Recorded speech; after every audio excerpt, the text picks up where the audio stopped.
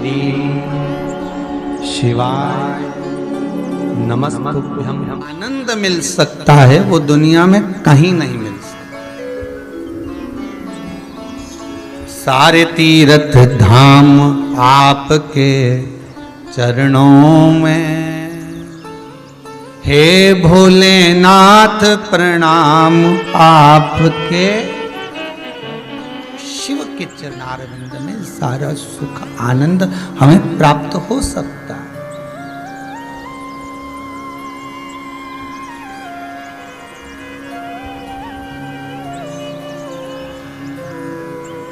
अहिल्याबाई भी कोई सतयुग की नहीं थी, त्रेता की नहीं थी, द्वापर की नहीं थी, कलियुग की थी।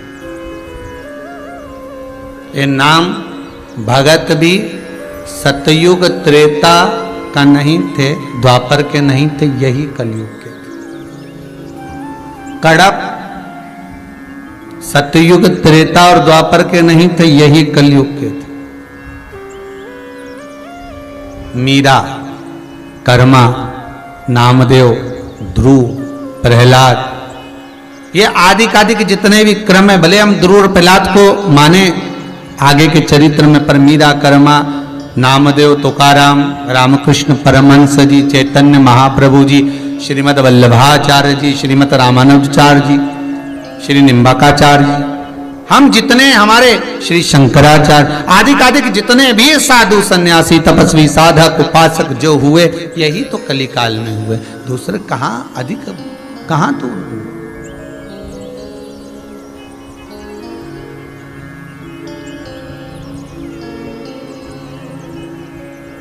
एक प्रश्न है,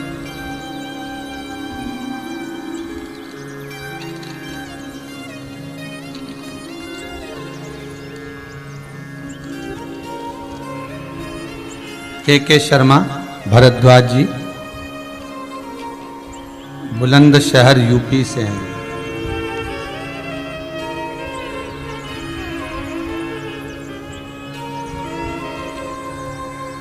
हमारे यहां पर शिवलिंग है, पर केवल लिंग रूप में ही है। पार्वती जी का हस्त कमल अर्थात जिस पर शिवलिंग रखा हुआ है वो नहीं है, और उस पर अशोक सुंदरी की जगह भी नहीं है।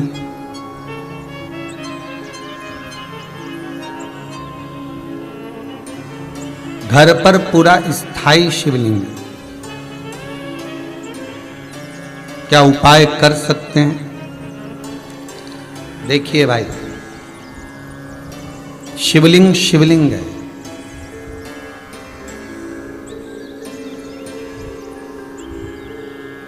भले वो पार्वती जी का हस्त कमल ना हो, भले अशोक सुंदरी की जगह ना हो, भले अशोक सुंदरी की जगह भले ना हो, और भले उसमें हस्त कमल माता पार्वती जी का ना हो, परंतु शिवलिंग शिवलिंग, भगवान भूत भावन वहां विराज रहे।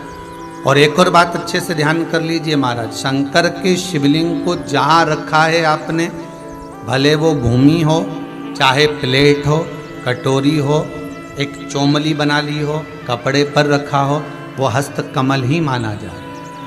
बस इतना जरूर है कि गोल बनाते हैं तो उसमें अशोक सुंदरी का स्थान नियुक्त नहीं होता, पर शंकर के शिवलिंग के भीतर 33 कोटि देवताओं का भाव तो वैसे ही आ जाता है।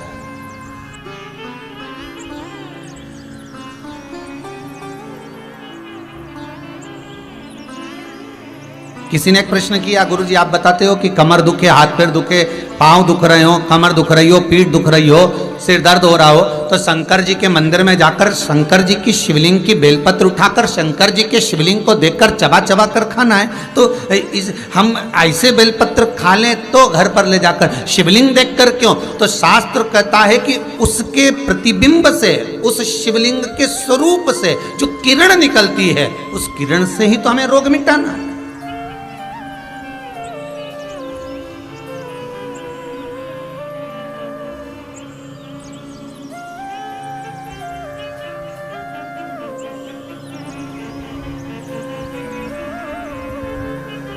अरे भाई, आप और हम में से बहुत सारे ऐसे होंगे जिनको शरीर में कष्ट होता होगा, और जैसे ही हॉस्पिटल में या क्लिनिक पर या डॉक्टर के पास पहुंचते हैं, बस डॉक्टर हाथ पकड़ के देखता है तो आधी बीमारी तो वहीं समाप्त हो जाती है। बोलो होती कि नहीं होती? सही बताओ। आप लोग तो गए होंगे, हम भी गए होंगे, सत्य बोलना। बस डॉक्टर ने हाथ पकड़ा, बीपी, हालांकि तुम्हें भी मालूम है बीपी कहीं नहीं है, फालतू की बात। और 25 बार तो शुगर चेक करा ली, ना शुगर ना ऊंची जाए ना नीची जाए, क्योंकि तू भी शुगर से बढ़कर है। तो अपन भी तो हृदय से मीठा बोलते हैं, तो अपन कम, तो वो सब जांच करा ली, कहीं नहीं निकला। तो कई माताएं आके बोलती है, गुरुजी हमने खूब जांच कराई रे महाराज, कहीं नहीं निकला, पर समझ में नहीं आया, उसके बाद भी पांव दुखे। अर्थात डॉक्टर के पास जाते हैं तो आधी बीमारी तो यही समाप्त हो जाती है, डॉक्टर के पास पहुंचते से बीमारी समाप्त हो जाती है। तो आखिर कारण क्या है कि शंकर का शिवलिंग का दर्शन करें और फिर बेलपत्र को खाएं। अर्थात शिव के शिवलिंग स्वरूप में से जो किरण निकलती है, उसका स्वरूप, उसका आनंद हमारे रोग को वैसे ही हरण कर देता, हमारे रोग को वैसे ही समाप्त कर देता।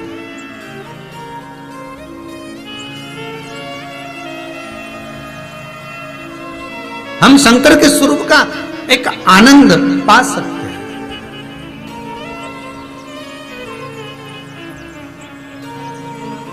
चलो जाने दो, एक और सरल भाषा से समझो।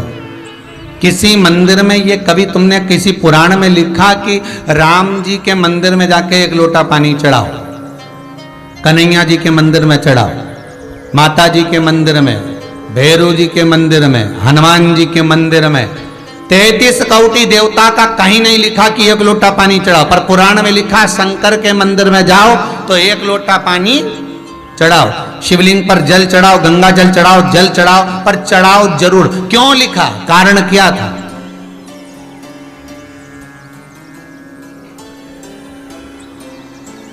एक आध बार राम जी के मंदिर जाओ, कन्हैया जी के मंदिर जाओ, देवी जी के मंदिर जाओ, अच्छा बढ़िया माता जी चुंदड़ी मुंदड़ी पहन के बैठी हो, बढ़िया सब लगा लोगों के, और पंडित जी के हट यहाँ से, और बाल्टी भर के, लोटा भर के पानी ले जाओ और माता जी के चढ़ा दो। फिर देख, फिर पंडित के जो माता है उसके देख,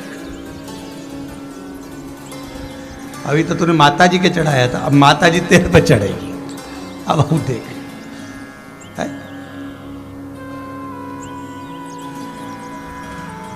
कहीं लिखा है ऐसा? है? पर नहीं, शिव के लिए लिखा है कि जल चढ़ाओ शंकर के शिवलिंग पर। क्यों? उसका कारण है, जब हम जल चढ़ाने के लिए जाएंगे तो शंकर भगवान पर जब जल चढ़ेगा तो उस जल का स्पर्श हमारे हाथ से शिवलिंग का होगा तो उससे हमारा कल्याण अपने आप हो जाएगा। क्योंकि सारे आनंद चरण, सारे देवताओं का एक तेजपुंज उस शंकर के स्वरूप में विराजमान है। कहते हैं जब संपूर्ण सृष्टि खंड नष्ट करने का जब समय आता है, भगवान शंकर काय के देवता है? संहार के देवता। जब भगवान शिव संहार के देवता हैं, जब संपूर्ण सृष्टि खंड समाप्त होने का समय आता है, पूरी पृथ्वी जब जल में मग्न होने वाली रहती है, तब 33 कोटि देवता आते हैं और भगवान शिव जी से निवेदन करते हैं, सब कुछ आकाश पताल तलातल रसातल सब नष्ट होने वाला है, क्या करा जाए? शंकर भगवान कहते हैं आप सब मेरे पास में आ जाओ और मुझ में समा जाओ। 33 कोटि देवता शंकर के अंग अंग में समा जाते हैं। हम कहते 3.5 करोड़ रोम छिद्र ये मनुष्य के शरीर में है। शास्त्र कहता है 33 कोटि देवता भगवान शंकर के शरीर में है। जब भगवान शंकर के शरीर में 33 कोटि देवता विराजमान हो जाते हैं, शिव के भीतर विराजमान हो जाते हैं, तो हम जल केवल एक देवता को नहीं चढ़ाते, 33 कोटि देवता को चढ़ाकर उसका पुण्य अर्जन कर लेते हैं, पुण्य प्राप्त कर लेते हैं। 33 कोटि देवता को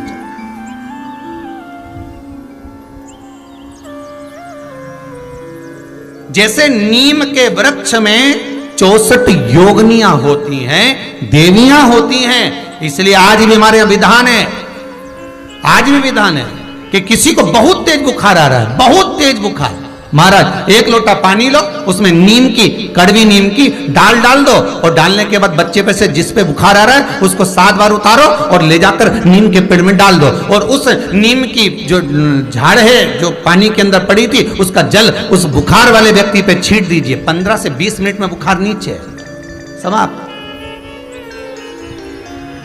देवियां अपना भाग ग्रहण कर लेते, देवियां भाग को प्राप्त।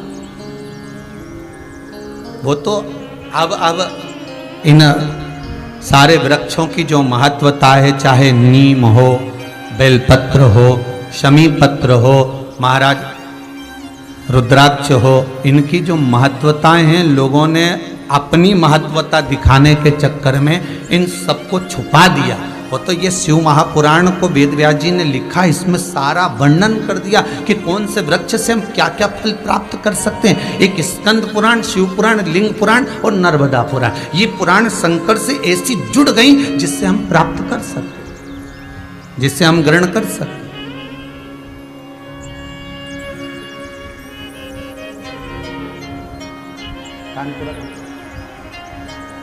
भगवान शिव के आनंद, और जब भगवान शिव सुख प्रदान करे, आनंद दे, शिव महापुराण की कथा कहती है।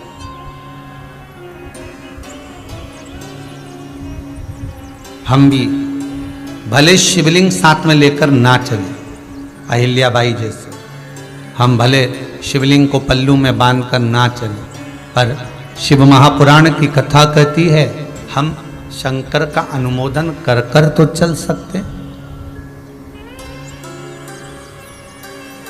हम शंकर का स्मरण कर कर तो चल सकते हैं।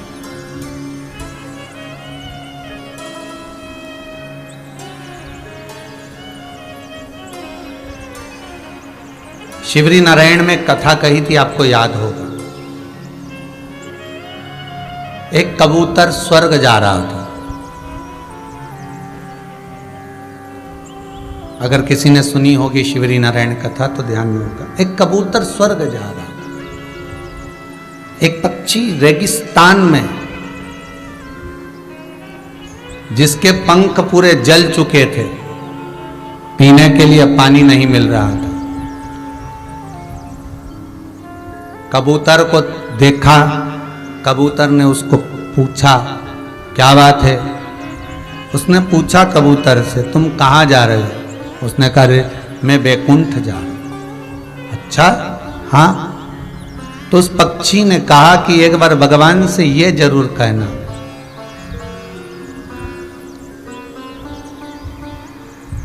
एक बार भगवान से ये निवेदन जरूर करना मेरी ओर से कि मैंने कौन सा पाप करा जो मुझे रेगिस्तान में पटका, पंख जल गए, पानी पीने को नहीं मिल रहा, अन्न खाने को नहीं मिल रहा, तिनका मात्र प्राप्त नहीं हो रहा।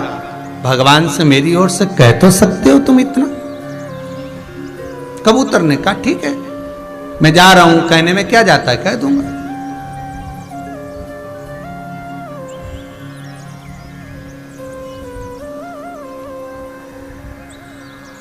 कहने में जाता क्या है, वो मेरे को कहने में कुछ नहीं जाता, मैं कह दूंगा।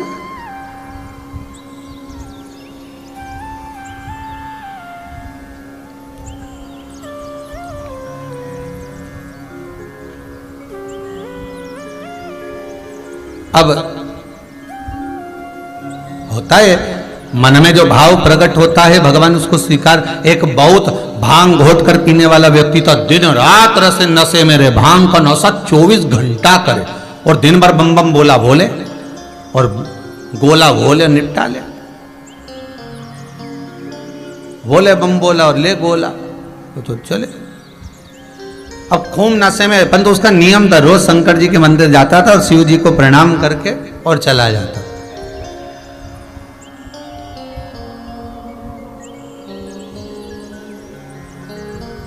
अब आज इतना नशे में हो गया कि शंकर जी के मंदिर की जगह गणेश जी के मंदिर पहुंच गया।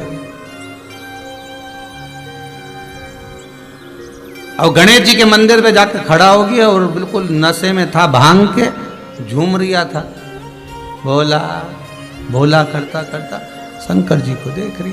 तो उसको शंकर जी तो कहीं दिख ही नहीं रहे। अब मन में बड़बड़ा रहा, बताओ आज बाप की जगह बेटा है। अब उसको ये नहीं मालूम कि शंकर की जगह गणेश जी का मंदिर है, आज बाप की जगह बेटा। अब बहुत देर तक सोचता रही अब करूं क्या, उसने इंतजार भी करा कि शंकर जी आएंगे, मंदिर चेंज हो जाए। नीरी आ गई, तब उसने पिताजी से कह देना आया था, चला गया। भाव देखिए उसका, भले गोला था पर मुख से बोला, बोल कर गया। उसकी शुद्धता शिव में थी।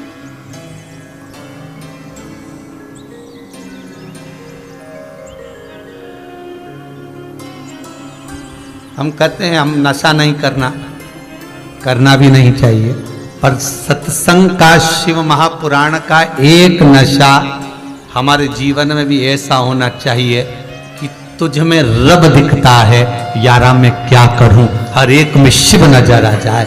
वो नशा हमारी बुद्धि चित्त में हो। और है ऐसा नहीं कि नहीं है। कई लोग टीवी खोलते हैं तो यही देखते हैं कब शिव पुराण आ रही है, जरा देखो, जरा चैनल चेंज करो, कौन सी टीवी पे आ रहा है, अभी इस पे आ रहे थे, अब इस पे आ रहा है, अब देखो जरा कौन से पे, तो चेंज कर करके देखते रहते, कितनी बजे कितनी पल पड़ोसन को फोन लगाएंगे, क्यों कोई आया क्या सियोर वाला महाराज का कोई समाचार देख दे जरा, है कोई अच्छी कोई क्लिपिंग आई है तो हमारे भेज देना। एक व्यक्ति 50 60 ग्रुप में भेजे, जरा देख तो जरा कोई अच्छी बात आई हो तो जरा भेज जरा। अब भगत शिव का तुम कह देना भगवान से कि मेरे को इतना दुख क्यों दे रहा है। तो पहुंच गया कबूतर ऊपर और धर्मराज के पास गया। धर्मराज ने पूछा क्या बात है कबूतर, तुम दुखी दिख रहे हो, तुम तो बैकुंठ जा रहे हो, तो तुम्हें तो प्रसन्न होना चाहिए। नहीं, दुख इस बात का है कि नीचे एक पक्षी मिला था मुझको, बेचारा बड़ा दुखी था, उसके पंख जल गए, उसके पास में खाने पीने का कुछ नहीं है, कुछ कृपा कर दो ना आप, मेरी तरफ से कृपा कर दो, मैं विनती कर रहा हूं, कुछ तो कृपा करो। धर्मराज ने कहा बहुत पापी है वो, उसको भुगतना पड़ेगा, भोगना पड़ेगा। तो उसको कुछ नहीं मिलेगा, ऐसे ही रहेगा, बिल्कुल ऐसे ही रहेगा, कुछ खाने को नहीं मिलेगा, कुछ भी प्राप्त नहीं होगा। ठीक है, कबूतर बैकुंठ घूमते घूमते देवऋषि नारद के पास चले गए। देवऋषि नारद से पूछा, नारद जी मन में थोड़ा सा दुख है। नारद जी बोले क्या दुख है। एक पक्षी बेचारा पड़ा हुआ है, तो उसको कुछ खाने पीने को नहीं मिल रहा, बड़ा दुखी है, पंख वंख सब जल गए, कुछ नहीं बचा। अब नारद जी बोले भैया जो कर्म में लिखा होगा वो तो भोगना ही पड़ेगा, एक काम हो सकता है। तो क्या शंकर भगवान के पास चले जा, वो ये भाग्य और कर्म कुछ नहीं देखते, वो तो दुखी देखे ने उन्हें दिया बस। उनको तो जिसने बोला बम बम बोला और उन्होंने दे दिया सोने का हंडा उठा के तुरंत। जब चोर को कुबेर बना सकते हैं तो तू तो जा। अब शंकर जी के पास पहुंच गया। भोलेनाथ जी बोले क्या, वो पक्षी बेचारा है ऐसा। शंकर भगवान बोले जो कर्म करा है तो भोगना तो पड़ेगा, पर सुन किसी से मत बोलना, उसको जाके किया क्या, बस इतना बोल दे कि जितना दुख मिल रहा है ना, हर दुख में एक ही बात के वारे प्रभु बड़ी कृपा करी, बड़ी कृपा करी, इतना जोरदार दिया, बड़ी कृपा करी, बस इतना कहना चालू करवा दो उससे, बाकी कुछ मत करना। अब भोलेनाथ तो भोलेनाथ ऐसे ही काम करवाते हैं, जा बस इतना बोल दे, हर चीज में वो कृपा करना कि भगवान बड़ी कृपा करी प्रभु आपने, बस इतना बोल। ठीक है, बोल दिया। उस पक्षी ने पूछा कबूतर तू वापिस आ गया, तूने मेरा बोला हाँ भगवान से बात करी थी, एक सामने मना कर दिया, पर शंकर जी बोले कि ऐसा बोल कि बड़ी कृपा करी। तो क्या काई की कृपा करी, मैं तो पंख चल कर कृपा करी। तो बोलने में क्या जाए, बोलता रहे, बोलने में क्या जाए, बोल। उसने भी चालू कर दिया, वाह प्रभु बड़ी कृपा करी, कष्ट बहुत है, पानी नहीं मिल रहा, बड़ी कृपा है, मत मिल रहे तो उसमें भी तुम्हारी कृपा है, खाने को कुछ नहीं मिल रहा पर आपकी कृपा है। एक दिन भगवान विष्णु लक्ष्मी जी के साथ घूमने निकले और घूमते घूमते लक्ष्मी जी रूठ गई। लक्ष्मी जी ने नारायण जी कहा प्रभु ये क्या है। भगवान विष्णु बोले क्या है बताओ। कितना अच्छा जीव बेचारा, पंख जल गए तो कह रहा वारे प्रभु तुम्हारी कृपा, पानी नहीं मिल रहा तो कह तुम्हारी कृपा है, खाने को नहीं मिल रहा तुम्हारी कृपा, और तुम कृपा सागर बनकर, कृपालु बनकर, दयालु बनकर, करुणा सागर बनकर लोग तुम्हारी आरती गा रहे, जय जगदीश हरे है, और तुम जरा सी दया नहीं कर सकते। भगवान बोले इसका कर्म बेकार, भले कर्म बेकार, पर वो क्या कह रहा है बड़ी कृपा, तो कृपा कर दो, थोड़ी सी कृपा करने में क्या है। भगवान ने कहा ठीक है, पंख दे देते हैं जिससे उड़कर कहीं चले जा।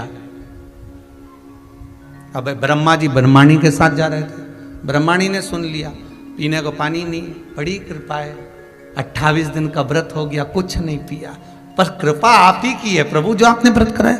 ब्रह्माणी बोले कितना पाप लगेगा ब्रह्मा जी आपको। भगवान ब्रह्मदेव बोले काहे को, इसको पीने का पानी नहीं मिल रहा और कृपा कृपा कर रहा, तुम दया सागर करुणा सागर होकर सबकी लेखनी लिखने वाले, अरे पापी है नहीं मिलेगा इसको, तो क्या पाप आप नहीं काट सकते, काटो पाप और उसको पानी पीने का दो। भगवान ने कृपा कर दी, पीने का पानी मिल गया। अब जा रहे थे भोलेनाथ, अब वो तो विश्वनाथ, विश्वनाथ का मतलब भरण पोषण करने वाला, खाने को देने वाला।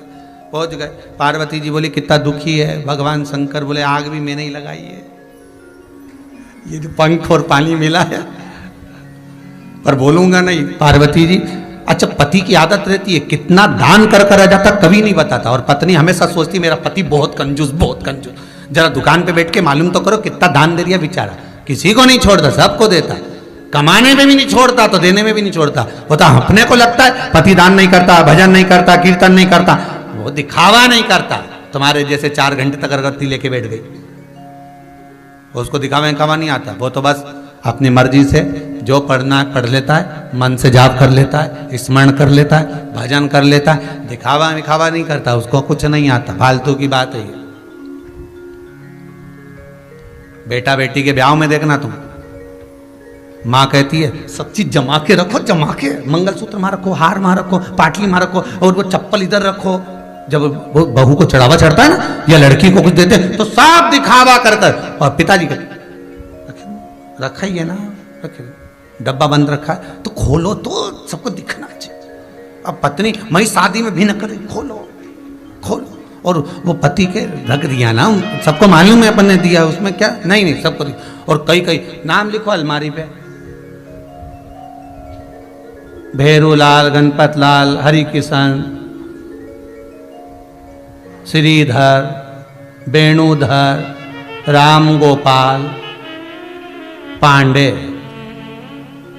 तब पूरा इतना बड़ा नाम लिखा अलमारी पे, ऐसा लगा जैसे पूरी धर्मशाला दान करी हो, पूरी लिखा। एक हमारे पास भी आए थे, कहे ये आश्रम में जो पंखे लगेंगे इस पे हम अपना नाम लिख के टंगवा दें। हमने कहा बेटा नाम लिख दिया तो तुम भी टंग जाओगे, इसलिए ध्यान रखो। और जैसा नाम घूमेगा वैसे घूमता रहेगा। ये शंकर है, ओ गर्दानी, भोलानाथ है, शंभो, ये तुम्हें खूब दे और तुम खूब दान करो, मना नहीं है, पर नाम जाने दो, होगा जो चल रहा है। ये पंखे पे कहीं लिखा, एक पंखड़ी पे लीलाबाई, एक पंखड़ी पे कमलाबाई, एक पंखड़ी पे बिमलाबाई, और बीच में जो बचा भेरू किशन।